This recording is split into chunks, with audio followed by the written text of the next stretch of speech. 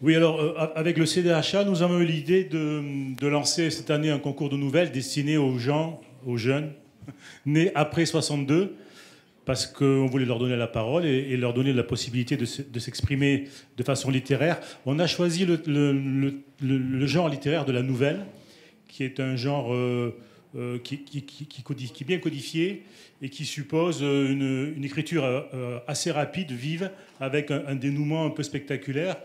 Et lorsqu'on a eu cette idée, on s'est dit, bon, peut-être qu'on recevra 2, 3, 4 nouvelles, mais on va essayer. Et puis on a été étonné par le nombre de documents qu'on a reçus. On a été obligé comment dire, on les a reçus, on les a sélectionnés, et on a été obligé d'en éliminer peut-être 10%, parce que bon, des documents sont arrivés, c'était des romans, donc pas dans l'esprit du concours. Des documents sont arrivés, c'était des récits historiques, donc on les a écartés. Et puis il y a un ou deux fraudeurs qui a cherché à nous envoyer une nouvelle, mais il avait largement dépassé la date de naissance limite. Voilà. Mais bon, c'était bien joué. Donc je vais peut-être vous parler donc de ce concours. On a reçu, au final, on a sélectionné à la fin 11 écrits. Je ne sais pas si tu peux nous envoyer les diapos. Le jury était composé de 3 membres du CDHA et 3 membres du G2T, parce qu'on voulait bien scinder les 2 visions par rapport à la génération. Et puis pour ne pas tomber non plus dans le choix simple de dire bon, celle-là me plaît, celle-là ne me plaît pas, on a évalué les documents avec des critères bien précis auxquels on a donné des étoiles. Donc je vais vous donner les critères. Voilà, il y avait le premier critère, c'est le respect du code de la nouvelle, c'est-à-dire ce que je viens de dire tout à l'heure. Il fallait aussi respecter au maximum le thème de l'exil en héritage, qui était le nom du concours. Évidemment, il fallait avoir une technique littéraire digne de ce nom, mais là, il n'y a eu aucun problème pour personne. L'univers narratif, ça concerne surtout le fait d'intéresser le lecteur à poursuivre la lecture. Et enfin, l'originalité, bon, ça se comprend de lui-même. Donc, au vu de ces critères-là, nous avons trouvé une nouvelle qui est sortie du lot, dont le titre c'est Bonne. Oui, sur le bouton, voilà. Bonne en Seine-Saint-Denis, qui a été écrit par Nathalie Dejean-Lahousse, donc qui est la lauréate, et que je vais appeler à mes côtés, s'il te plaît, Nathalie. Et on peut l'applaudir, en effet. Alors, quand j'ai téléphoné à Nathalie pour lui dire qu'elle avait gagné le concours, je pense que si je t'avais dit que tu avais gagné l'euro-million, c'était pareil. Elle a été d'abord très contente, elle était hyper émue, et elle m'a dit plusieurs fois, Marc, tu ne peux pas savoir comme je suis contente d'être reconnue par mes pairs. Et ça, c'est une phrase qui m'a vraiment fait chaud au cœur, parce que ça venait vraiment du fond du cœur. Et je sentais à travers ça cette émotion de vouloir t'exprimer devant les tiens. Et avec cette nouvelle, tu l'as tout à fait bien fait. Donc je ne sais pas si on a le temps de résumer ou de lire la nouvelle. Je peux m'adresser au responsable du timing, s'il y en a un. Non, je ne sais pas. Tu te sens de lire la nouvelle parce qu'elle me dit, je ne sais pas s'il va avoir l'émotion et tout. Je vous conseille, si tu te sens de la lire, elle est fantastique. Elle concerne une thématique qu'on a tous eue quand on a rempli des documents administratifs. Par exemple, moi, quand j'ai rempli les fameux documents, on me dit date de naissance, pays de naissance, ben, je mets France, dans les trucs informatiques. Et puis on clique sur une case, et puis il y a tout plein de villes qui s'annoncent. Et on cherche Oran, parce que je suis né en Oran. Sauf qu'Oran, c'est pas en France. Donc il faut marquer que je suis né en Algérie. Et Algérie, c'est un étranger. Donc du coup, c'est tout un mini-mélo administratif qui fait qu'à la fin, je suis sûr que le fonctionnaire, il ne sait pas si je suis français, algérien ou autre chose. Et ce souci-là, ben, il est bien retranscrit dans la nouvelle de Nathalie. Et Nathalie, je te laisse la parole. Et si tu veux t'asseoir pour être plus à l'aise, tu peux le faire. Alors vous voyez, je suis obligée de mettre des lunettes pour me lire. Beaune, en Seine-Saint-Denis. Le chagrin auquel il ne faut pas céder. Après plusieurs nuits sans sommeil, Cyprien et ses yeux cernés passent en revue la tonne des décisions à prendre, les appels téléphoniques à des personnes pour lesquelles il n'est rien, mais qu'il va sûrement faire pleurer, la masse des papiers à remplir. Il y a 2 jours encore, elle était vivante, affichant un sourire de façade, quasiment un rictus auquel elle ne l'avait pas habituée. Sa mère, morte en plein hiver dans une petite ville du nord de la France. « Je suis orphelin maintenant », constate-t-il machinalement, assis dans le hall d'une mairie dont le secrétaire vient de mettre la main sur son épaule. « Monsieur Chotard, c'est bien ça ?» Cyprien se lève, salue, écoute d'une oreille les condoléances maladroites de la dame. « Vous avez la carte d'identité de votre mère ?» Cyprien fouille mécaniquement son portefeuille. « Ah, je vois que votre mère était originaire de banlieue parisienne comme moi. » Quelque chose s'éveille dans l'esprit embrumé de l'endeuillé. Un semblant de colère venu des profondeurs qui le fait répondre d'un coup sec. Non, elle était née en Algérie. Elle était ce qu'on appelle une pied noire. Dans ce cas, pourquoi avoir indiqué le 93 comme département de naissance ? À la perplexité de son interlocutrice succède un silence gêné que Cyprien connaît par cœur. Il marque la plupart du temps l'incompréhension, parfois le désintérêt ou le mépris. Combien de temps encore devra-t-il trouver les mots pour évoquer, devant de parfaits inconnus, l'Algérie qui était française, la valise ou le cercueil, ce pays que l'on quitte en se retournant et qui hante les jours et les nuits d'une vie, la codification administrative qui rajoute du malheur à l'exil. Sa mère est morte et ça continue. La fatigue se fait plus intense, qui l'oblige à s'affaler quelques instants après dans sa voiture. Les yeux clos, le voici projeté 40 ans en arrière, le jour de sa rentrée en 6e, au collège Boris Vian de Fives. « Cyprien, je peux vous demander pourquoi vous n'avez pas pris allemand comme première langue ? Vous devez être bilingue avec une mère allemande. Hein ? Non, ma mère est française. Ah, excusez-moi, j'ai cru, vu qu'elle est née à Bonn. » Derrière ses lunettes, M. Durieux avait plissé les yeux en relisant la fiche de renseignement récupérée quelques minutes plus tôt.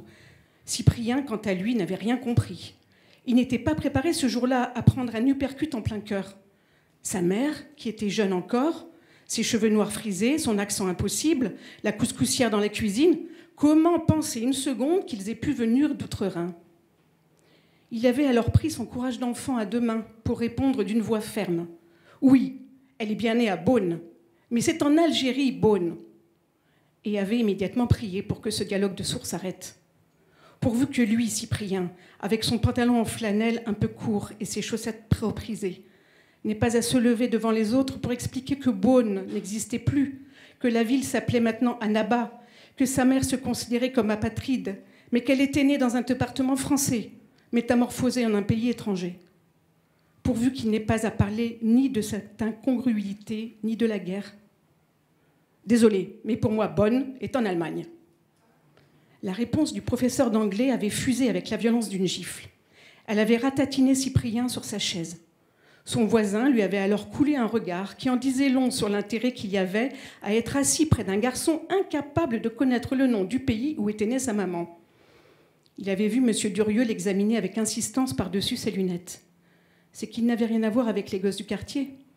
Avec sa peau mate, ses yeux marrons et sa petite taille, il déparaît dans la classe.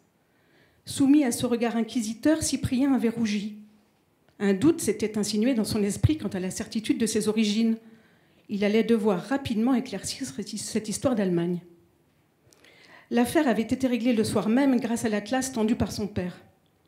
Le lendemain matin, du haut de ses 10 ans, Cyprien avait intégré le fait que les Français de France, comme disait sa mère, ne comprendraient pas l'histoire en miettes qui était celle de sa famille. Cela ne les intéresserait jamais. Lui la trouvait pourtant belle, cette épopée orale transmise par bribes au gré des confidences. Cette tragédie funeste, il se devait de l'apprendre par cœur pour l'apprivoiser, pour y comprendre quelque chose et la faire sienne. C'est ainsi qu'il avait délibérément choisi le camp de ces vaincus, de ces sans-terre, que le reste de la population nommait désormais pieds noirs. Il lui faudrait toute sa vie défendre sa mère, afficher une fidélité sans faille à un passé qui appartenait à ces ombres sur la tombe desquelles il ne pourrait jamais se recueillir. Le mépris affiché par son professeur d'anglais avait porté du fruit. Quelques jours plus tard, dans la cour du collège, un gamin l'avait interpellé. Et toi, l'Algérien, si ta mère est née en Algérie, ça veut dire que t'es algérien. À tout prendre, il avait de suite préféré l'attitude de M. Durieux à cette ignorance crasse qui soulevait maintenant une vague de rire chez les autres collégiens. Il aurait aimé rester imperturbable, mais c'était sans compter avec ce caractère sanguin hérité de là-bas. Il avait donc lancé son cartable à la tête du malotru, l'avait gratifié de quelques coups de pied et avait pris 2 heures de colle. À ses parents, inquiets de voir leur fils tourner voyou à peine entré au collège, il n'avait rien dit des raisons de la bagarre. C'était donc dans le plus grand secret qu'il avait défendu l'honneur des siens. Celui de son ancêtre arrivé également en 1871, comme celui de son grand-père, parti de Beaune en 1963. Une arrivée en Algérie et un retour vers Marseille, à quasiment un siècle d'écart, qui signaient l'une et l'autre l'évidence de rester français. Il n'allait pas laisser quelques morveux salir cette transmission arrachée à l'histoire. Le voici qui se gare sur le parking du funérarium. Le ciel est bas, tout est moche. C'est l'endroit pour mourir quand on est né au soleil africain, se dit-il en entrant dans la pièce impersonnelle où sa mère repose. Elle est là, occupée à rester immobile, couchée sur ce lit dur, toute belle dans son chemisier en soie rose. Cyprien lui parle à l'oreille. « Maman, tu ne sais pas qu'à la mairie, ils m'ont encore fait le coup du 93 ? Heureusement que tu n'étais pas avec moi, tu te serais énervée comme avec ta carte d'électeur. » Pour qu'elle se sente moins seule, pour que le soleil entre enfin dans la pièce. Son fils sort d'un grand sac, le cadre habituellement accroché à l'un des murs de la chambre de la défunte. C'est une belle vue aérienne du petit port d'Algérie où sa famille passait les étés jusqu'au grand départ. La Cale, son prénom à lui, donné en souvenir de la paroisse de là-bas. La photo montre la presqu'île et ses maisons serrées, le Courbaris et ses palmiers, l'île maudite et la mer. On y pressent la chaleur des journées occupées à nager et la brise qui joue autour du phare. À coup sûr, certains y attendent, en grignotant des sardines sur les petits quais, le retour des bateaux de pêche partis à l'aurore. « Maman, tu vas être enterrée dans ce pays que tu n'as pas aimé et qui ne t'a jamais adopté. Comme j'aurais aimé mettre dans ton cercueil un peu du sable de là-bas. Mais comment faire ? À chaque fois que j'ai émis l'idée d'aller en Algérie, tu t'es mise en colère. Tu disais « c'est fini ». Pourquoi avait-elle besoin de dire ça d'ailleurs ? Personne n'y croyait, surtout pas elle. Un jour de vacances à La Ciotat, lors d'un ultime bain de mer, il avait croisé son regard qui fouillait l'horizon à la recherche de la terre natale. Cela n'avait duré qu'une seconde, mais ce moment avait pour lui résumé la vie de sa mère. Le deuil de son Algérie n'avait jamais été possible, car elle ne voulait pas s'y résoudre. L'interdiction formelle qui lui était faite à lui de visiter l'autre rive de la Méditerranée s'expliquait par l'incapacité de sa mère à tirer un trait sur sa vie d'avant l'exil. C'est pour elle bientôt l'heure d'un autre grand départ. Cyprien se sent comme un fils indigne, incapable de donner à sa mère la sépulture qu'elle mérite. Ce sable, comme une barrière protectrice entre le corps tant aimé et la terre de France, ça aurait été comme une réconciliation, la paix enfin trouvée. Mais où aurait-il ramassé les grains de ce linceul ? À la grande plage ? Sur la plage de l'usine, à la Missida, la plage Chapuis, la Caroube. Quelle était la plage préférée de sa mère ? À quoi ont donc servi les siècles d'oraison qui lui ont transmis l'Algérie perdue ? Il fouille sa mémoire comme à la recherche d'un indice. Le nom de la ferme de ton père, la ferme Lorraine. Le bétail éventré par les félagas. Les glaces que tu mangeais à Bonne, les créponnés. La barque familiale, le Saint-Yves. La fête principale de la Cale, la procession de Notre-Dame du Mont-Carmel. La balle destinée à ton père, à laquelle il échappe grâce à l'un de ses ouvriers. Ton adresse pendant la guerre, square Alexis Lambert. Le surnom donné aux voisins, les Mabots, conduits de nuit en voiture à l'aéroport. La fille du docteur morte de péritonite, enterrée dans la douleur par tout un village dévasté par le chagrin, Lucette. Le regard voilé de ce jeune soldat, blessé par une grenade lancée sur la terrasse d'un bar et amené à l'hôpital dans le tas de chevaux. Le plan de la maison de vacances acheté sur ce bastion, comme disait ta tante.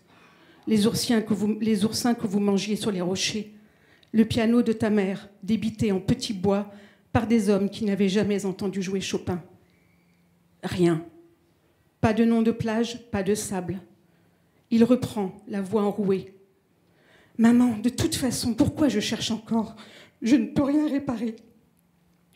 Ce sera donc un ultime malheur dans cette histoire compliquée. Si elle pouvait répondre, sa mère hausserait les épaules en marmonnant « Ce n'est pas grave, de toute façon, c'est fini ». Le téléphone de Cyprien vibre. Il sort sur le parking pour prendre la communication. C'est un employé des pompes funèbres. « Monsieur Chotard, j'appelle pour la pierre tombale de votre mère. Sur votre papier, je vois Beaune, écrit avec un O accent circonflexe. Mais je crois que ça s'écrit plutôt E-A-U, non? C'est que je ne veux pas donner de mauvaises indications au graveur. » Cyprien raccroche sans répondre. Il retourne vers la morte, dont les yeux clos ne peuvent pas voir son égarement. Alors il crie.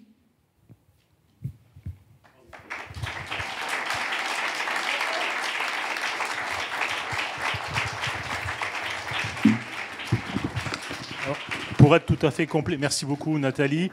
Nathalie, tu es... Justement, je vais lui poser la question puisque j'avais son C, mais je voulais d'abord qu'elle nous lise sa nouvelle avant qu'elle se liquéfie. Donc, Nathalie, tu es née à Besançon, mais tes parents sont... Ta mère est née à Cedrata. Non, ma mère est née à Beaune. Ah, bon. Et, alors, mais en fait, c'est mon grand-père qui avait une ferme à Cedrata. Ah, d'accord, ok. Et juste une question avant de tomber le prix. Qu'est-ce qui t'a fait participer à ce concours et qu'est-ce que tu en as retiré en termes d'études sur toi-même et sur ton ressenti par rapport à cette histoire? Alors en fait, ma mère est morte en 2019. Et avec elle s'est arrêtée la transmission de l'histoire. Mon père est un pathos. Mon père était un appelé du contingent que ma mère a rencontré à la Cale. Il faisait partie du CFJA. Et voilà, il a connu ma mère. Ils sont tombés amoureux. Il l'a demandé en mariage sur la plage de l'île Maudite. Et elle a dit oui. Et donc je suis le fruit de cette guerre. Parce que si cette guerre n'avait pas eu lieu, je ne serais pas née. Mes parents ne se seraient jamais rencontrés. Donc je porte en moi depuis toujours l'intérêt de l'Algérie, l'intérêt de la transmission, qui s'est faite essentiellement par ma mère, mais également par mon père, qui, bien que non pied noir, a totalement épousé la cause des pieds noirs, au point de transmettre lui aussi ce qu'il a compris de ce peuple, qu'il aime profondément. Et en fait, je suis confrontée, comme tous les enfants de pieds noirs, au fait que nos parents sont amenés à partir. Et nous, comment on fait avec ça? On a été élevés dans le souvenir d'un pays qu'on ne connaît pas, dans l'amour d'un pays qu'on ne connaît pas, aussi dans la tristesse et dans la colère de nos parents. Et qu'est-ce qu'on fait de tout ça? Et quand j'ai vu sur le site du CFJA, du CDHA, voyez, qu'il y avait un concours de nouvelles, en fait, la mémoire de ma mère recevant sa carte d'électeur et constatant qu'elle était née en Seine-Saint-Denis sur cette carte d'électeur et explosant de colère à 80 ans passés, est revenue. Et j'ai commencé à écrire en partant de là. D'accord. Voilà. Mais c'est super. Super.